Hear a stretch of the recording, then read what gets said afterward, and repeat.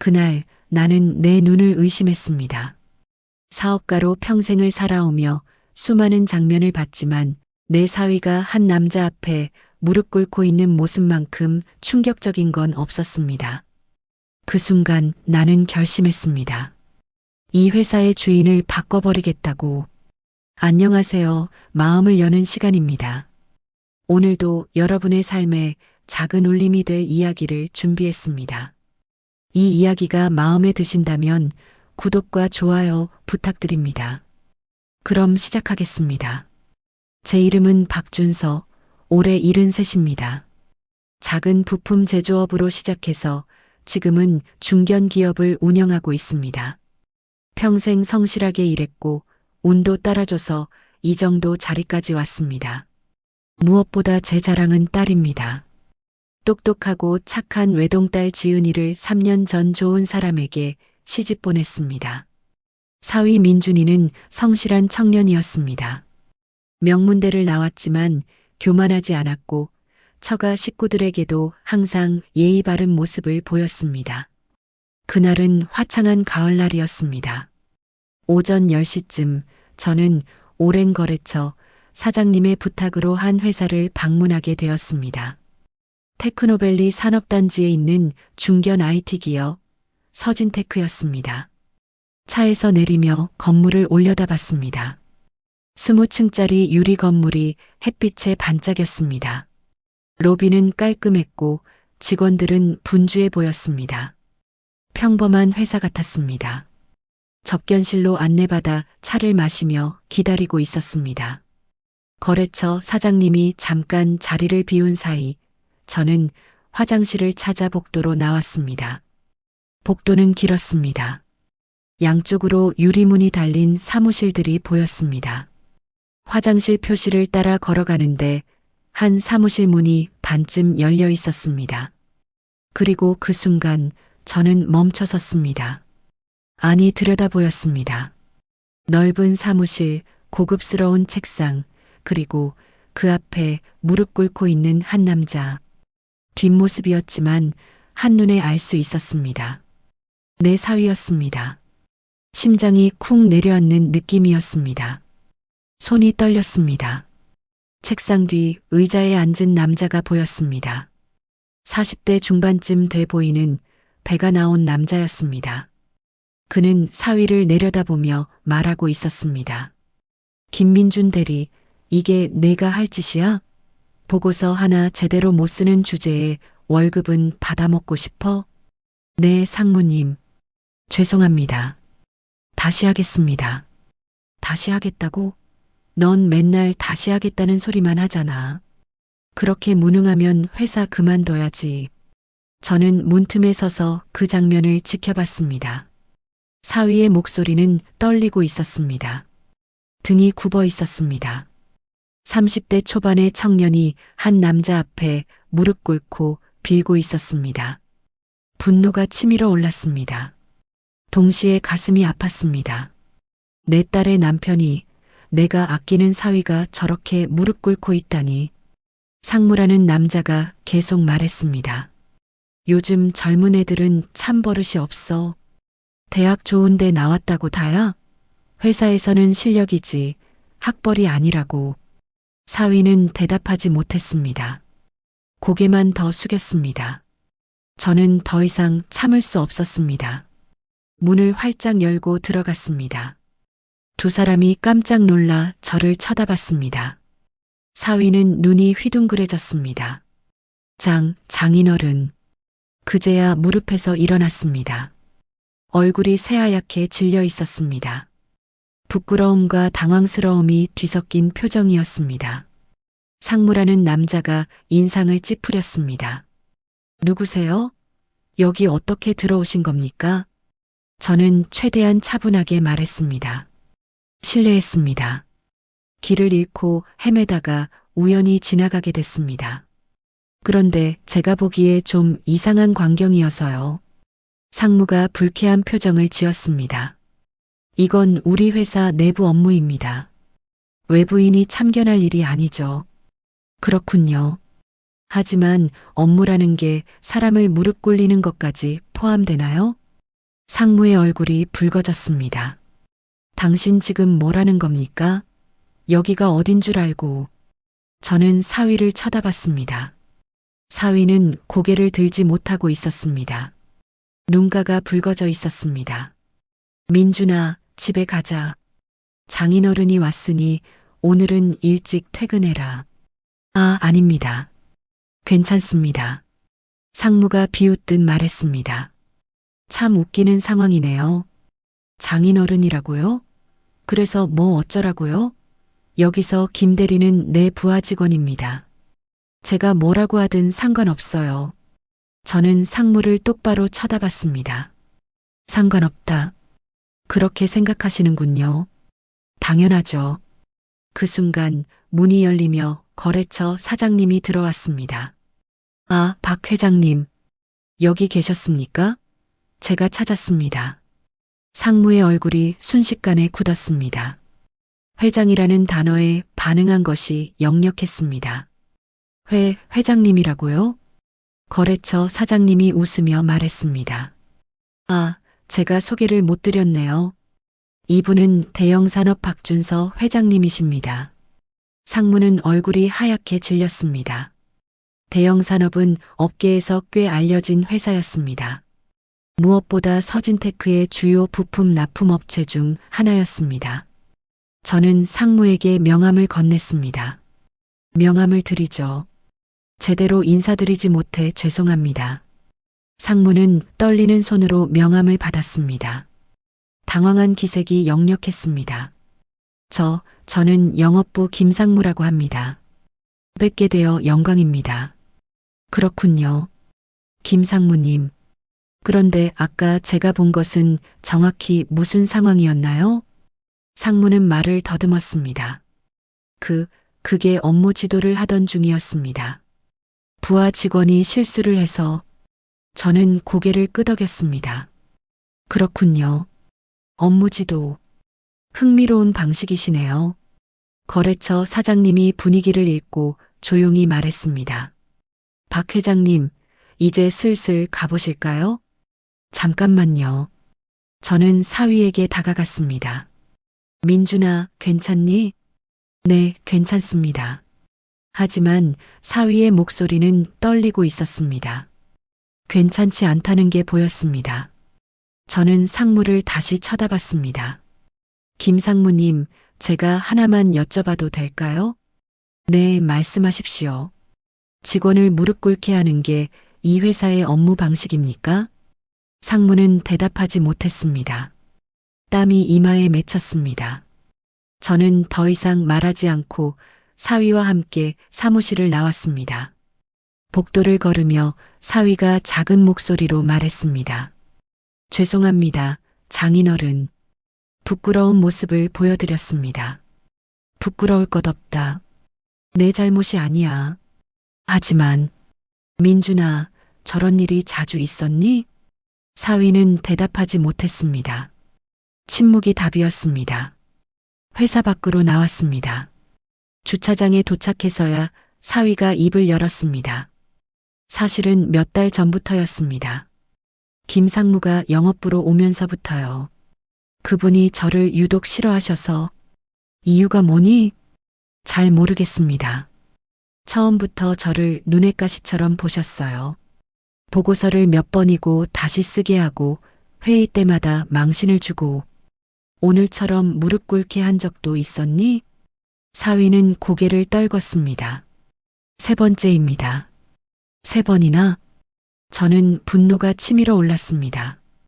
동시에 죄책감도 들었습니다. 사위가 이런 일을 겪는 동안 저는 전혀 몰랐습니다. 왜 말하지 않았니? 지은이한테라도 말했어야지. 걱정하실까 봐요. 저도 어른인데 이 정도는 혼자 감당해야죠. 혼자 감당할 일이 아니야, 민준아. 이건 명백한 갑질이고 인격 모독이야. 그래도 제가 참으면 되니까요. 회사를 그만둘 수도 없고. 왜 그만둘 수 없어? 지은이가 임신 중이잖아요. 지금 직장을 잃으면 안 됩니다. 그 말에 저는 할 말을 잃었습니다. 사위는 가족을 위해 참고 있었던 것입니다. 곧 태어날 아이를 위해, 내 딸을 위해. 가슴이 먹먹했습니다. 알겠다. 오늘은 집에 가서 쉬어라. 내가 알아서 할게. 장인어른 괜찮으십니까? 제 일로 무리하지 마세요. 걱정 마. 내가 처리할게. 사위를 보내고 저는 차에 올랐습니다. 운전기사에게 회사로 가자고 했습니다. 차 안에서 저는 많은 생각을 했습니다. 분노도 있었지만 무엇보다 사위에 대한 미안함이 컸습니다. 그리고 결심했습니다. 이 문제를 반드시 해결하겠다고. 회사에 도착해서 제일 먼저 한 일은 비서를 불러 서진테크에 대해 알아보라는 것이었습니다. 서진테크의 모든 정보를 가져와 재무제표, 주주 구성, 경영진 현황, 거래처 목록, 전부 다. 네, 회장님. 이틀 후 비서가 두꺼운 파일을 들고 들어왔습니다. 회장님, 자료 준비됐습니다. 저는 파일을 꼼꼼히 읽었습니다. 서진테크는 중견 IT 기업이었습니다. 매출은 500억 원 규모, 직원은 200명 정도였습니다. 대표이사는 60대 초반의 최 회장이었습니다. 흥미로운 점이 있었습니다. 회사의 최대 주주는 최 회장이었지만 지분율은 30%에 불과했습니다. 나머지는 여러 투자자들에게 분산되어 있었습니다. 더 알아봤습니다. 서진테크는 최근 몇 년간 실적이 좋지 않았습니다. 적자는 아니었지만 성장이 정체되어 있었습니다. 그리고 또 하나, 김상무는 최 회장의 조카였습니다. 그래서 회사 내에서 함부로 구는 것이었습니다. 저는 계획을 세웠습니다. 먼저 서진테크의 주식을 확보하는 것이었습니다. 공개 매수를 통해 지분을 늘리고 경영권을 확보하는 것. 변호사와 회계사를 불렀습니다. 서진테크 인수를 검토하고 싶습니다. 가능성을 알아봐 주세요. 일주일 동안 검토가 진행됐습니다. 결과는 긍정적이었습니다. 서진테크는 기술력은 있었지만 경영이 비효율적이었습니다. 제대로 정리하면 충분히 가치 있는 투자였습니다. 저는 실행에 옮겼습니다. 먼저 소액 주주들에게 접근했습니다. 프리미엄을 얹어서 주식을 매입하겠다고 제안했습니다. 많은 주주들이 응했습니다. 한 달 만에 저는 20%의 지분을 확보했습니다. 계속 매입을 진행해서 35%까지 늘렸습니다. 최 회장을 넘어서 최대 주주가 된 것입니다. 그 과정에서 사위에게는 아무 말도 하지 않았습니다. 딸에게도 비밀로 했습니다. 조용히 진행하는 게 중요했습니다. 마침내 임시 주주총회를 소집했습니다. 안건은 간단했습니다. 경영진 교체. 주주총회 당일 서진테크 회의실은 긴장감으로 가득했습니다. 최 회장은 당황한 표정이었습니다. 김상무도 자리에 있었습니다. 최 회장이 말했습니다. 박 회장님, 이게 무슨 일입니까? 갑자기 경영권을 가져가시겠다니. 저는 차분하게 대답했습니다. 갑자기가 아닙니다. 정당한 절차를 밟았습니다. 저는 최대 주주로서 이 회사의 미래를 걱정합니다. 그래도 이건 너무 일방적이지 않습니까? 최 회장님, 솔직히 말씀드리겠습니다. 이 회사의 문제는 비효율적인 경영만이 아닙니다. 더 심각한 건 조직 문화입니다. 조직 문화라니요? 저는 김상무를 쳐다봤습니다. 직원을 무릎 꿇게 하는 상무가 있는 회사입니다. 그런 사람이 버젓이 임원으로 있는 회사를 어떻게 믿고 투자하겠습니까? 김상무의 얼굴이 하얗게 질렸습니다. 그건 증거도 있습니다. 여러 직원들의 증언을 확보했습니다. 김상무의 갑질은 한두 번이 아니었습니다. 최 회장은 아무 말도 하지 못했습니다. 투표가 진행됐습니다. 결과는 명백했습니다. 저의 지분과 동조하는 주주들의 지분을 합쳐서 과반을 넘었습니다. 이사회 구성이 바뀌었습니다. 최 회장은 명예회장으로 물러났습니다. 새로운 대표이사를 선임했습니다. 검증된 전문 경영인이었습니다. 그리고 김상무는 해임됐습니다. 회의가 끝나고 저는 복도에서 김 전 상무를 마주쳤습니다. 그가 원망 어린 눈으로 저를 쳐다봤습니다. 이게 다 김민준 때문이죠? 그 녀석이 장인한테 일러 바쳤나 보죠? 아닙니다. 민준이는 아무것도 모릅니다. 이건 제 판단입니다. 판단이요? 당신 같은 사람은 어느 회사에서도 필요 없습니다. 직원은 부품이 아닙니다. 사람입니다.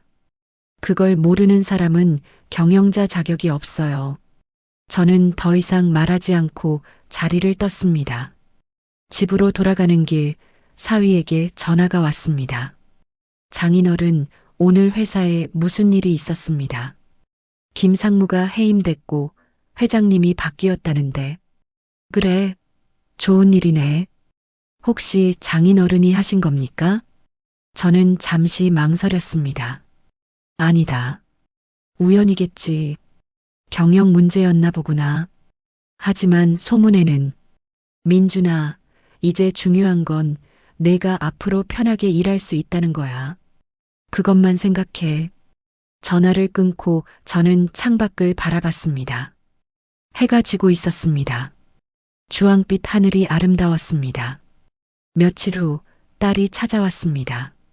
배가 많이 불러 있었습니다. 아빠, 민준 오빠 회사 일 아빠가 하신 거 맞죠? 저는 웃었습니다. 눈치챘구나. 왜 그러신 거예요? 그렇게 큰일을 하실 필요까지 있었어요? 있었단다. 내 사위가 무릎 꿇고 있는 걸 봤는데 가만히 있을 수 있겠니? 딸의 눈에 눈물이 고였습니다. 고마워요, 아빠. 민준 오빠가 얼마나 힘들어했는지 몰라요. 말은 안 했지만 다 알고 있었어요. 왜 나한테 말하지 않았니? 아빠 걱정시키고 싶지 않았어요. 아빠도 회사 일로 바쁘신데. 바쁘면 뭐하니? 가족이 힘든데. 저는 딸을 안아줬습니다. 오랜만에 아빠와 딸로 돌아간 시간이었습니다. 그날 저녁 사위와 딸이 함께 집에 왔습니다. 사위는 제 앞에서 고개를 깊이 숙였습니다. 장인어른, 정말 감사합니다. 어떻게 보답해야 할지 모르겠습니다. 보답은 무슨? 넌 내 가족이야. 가족이 힘들 때 도와주는 건 당연한 거지. 하지만 너무 큰 일을 하셨습니다. 크지 않아. 투자로 봐도 나쁘지 않은 거래였어. 서진테크는 잠재력이 있는 회사야. 제대로 경영하면 충분히 성장할 수 있어. 그래도 민준아, 하나만 약속해라. 앞으로 힘든 일 있으면 혼자 참지 말고 말해. 가족한테라도 말하고. 네, 알겠습니다. 우리는 함께 저녁을 먹었습니다. 오랜만에 편안한 식사였습니다. 딸은 행복해 보였고 사위는 한결 밝은 표정이었습니다. 식사 후 사위가 조심스럽게 물었습니다. 장인어른, 그런데 서진테크는 앞으로 어떻게 되는 겁니까? 새 경영진이 제대로 운영할 거야. 나는 대주주로만 있을 생각이야. 경영은 전문가에게 맡기는 게 맞아. 저도 계속 그 회사에서 일해도 괜찮을까요? 당연하지. 내 실력으로 일하는 거야. 내 장인이 대주주라는 건 아무도 모를 거고 알 필요도 없어. 감사합니다. 감사할 것 없어. 다만 앞으로는 당당하게 일해. 누가 뭐라고 하든 내 가치를 지켜. 네, 명심하겠습니다. 그 일이 있은 지 석 달이 지났습니다.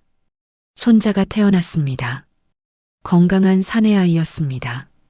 사위는 회사에서 인정받으며 일하고 있고 딸은 행복한 엄마가 됐습니다. 때때로 저는 그날을 떠올립니다. 사위가 무릎 꿇고 있던 그 순간을, 그리고 제가 내린 결정을. 그건 단순한 복수가 아니었습니다. 정의를 바로 세우는 일이었습니다. 누군가의 인격을 짓밟는 것을 용납할 수 없었습니다. 특히 그 누군가가 내 가족이라면 더욱. 돈과 권력은 이럴 때 쓰라고 있는 것입니다. 약한 사람을 보호하고 잘못된 것을 바로잡는 데 쓰라고. 저는 후회하지 않습니다. 다시 그 순간으로 돌아가도 똑같이 할 것입니다. 가족을 지키는 것, 그것이 제가 할 수 있는 가장 중요한 일이니까요. 이 이야기가 여러분에게 작은 울림이 되었기를 바랍니다. 가족의 소중함, 정의의 가치, 그리고 용기를 내는 것의 중요성을 생각해 보는 시간이 되었으면 합니다. 이야기가 마음에 드셨다면 구독과 좋아요 부탁드립니다. 댓글로 여러분의 생각도 나눠주세요. 다음에도 더 좋은 이야기로 찾아뵙겠습니다. 마음을 여는 시간이었습니다. 감사합니다.